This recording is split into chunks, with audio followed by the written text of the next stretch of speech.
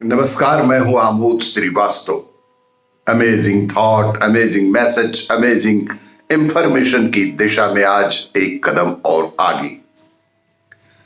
आज के इस दो चिंतन का विषय है कि सफलता की राह और संत कबीरदास की वाणी। आपको यह मेरा वीडियो अच्छा लगे तो लाइक करें, शेयर करें और लाल बटन दबाकर सब्सक्राइब अवश्य करें। साथ ही बेल आइकन दबाना बिल्कुल ना भूलें। आज के इस बैंकिंग के दौर में एसएमएस, ईमेल या सोशल मीडिया प्लेटफॉर्म से प्राप्त किसी भी संदेहजनक लिंक पर क्लिक बिल्कुल ना करें। आरबीआई कहता है, जानकार बने, सतर्क रहें। आज के इस प्रथम चिंतन का विषय सफलता की राह। भगवान श्री कृष्ण की सीख को अपनाने से हमें हर काम में मिल सकती है सफलता और दूर हो सकती है हमारी सारी समस्याएं। अधिकतर लोग सुख शांति पाना तो चाहते हैं, लेकिन उनका मन लालच में सदैव फंसा रहता है। जो लोग अपनी मेहनत से कमाए धन से संतुष्ट नहीं होते हैं और दूसरों की संपत्ति को पाने की कोशिश करते हैं, उनका मन कभी भी शांत नहीं हो सकता। गीता में इस संबंध में भगवान श्री कृष्ण ने अर्जुन को उपदेश दिया था। श्रीमद् भगवत गीता में भगवान श्री कृष्ण अर्जुन से कहते हैं, सुख दुख तो सर्दी गर्मी की तरह है। सुख दुख तो सर्दी गर्मी की तरह है, इनका आना जाना सर्दी गर्मी के आने जाने जैसा ही है।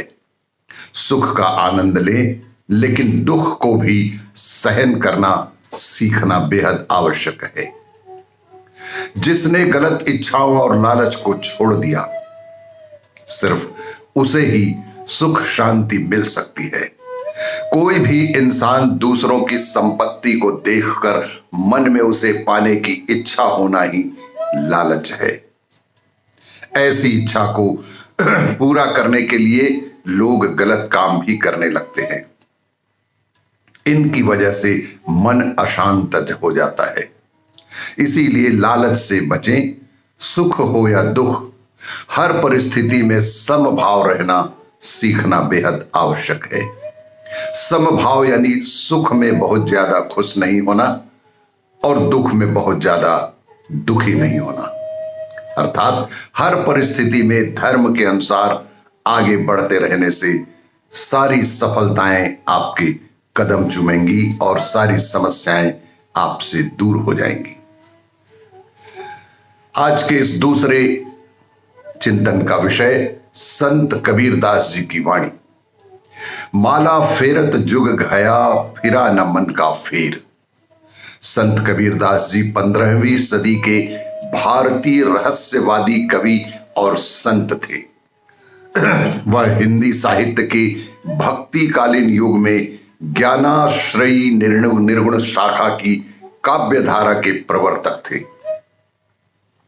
संत कबीर ज्ञानाश्रयी निर्गुण शाखा की काव्यधारा के सबसे बड़े प्रवर्तक के रूप में हुए हैं। संत कबीर की दिव्य वाणी का प्रकाश आज भी हमें समस्याओं के अंधेरे से निकालकर समाधान के प्रकाश में ले जाता है। कबीरदास जी कहते हैं कि माला फेरत जुग भया, फिरा न मन का फेर। कर का मन का डार दे, मन का मन का फेर। अर्थ यह है कि कर्म कांड के बारे में कबीरदास जी का कहना है कि लंबे समय तक हाथ में मोती की माला फेरने से कोई लाभ नहीं होने वाला है। इससे आपके मन के भाव शांत नहीं होने वाले।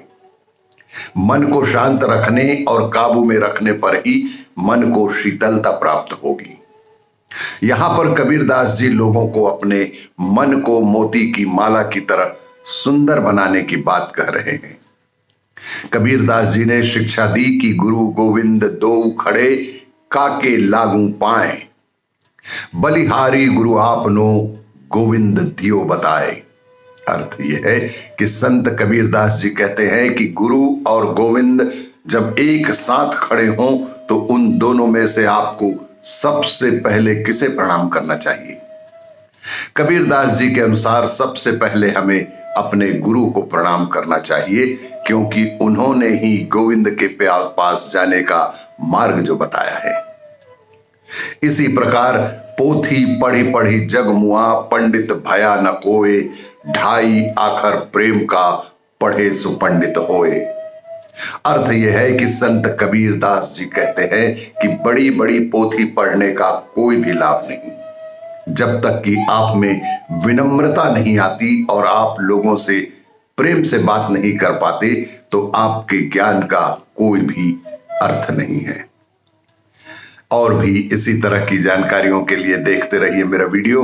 लाइक करें, शेयर करें और सब्सक्राइब अवश्य करें। साथ ही बेल आइकन दबाना बिल्कुल ना भूलें।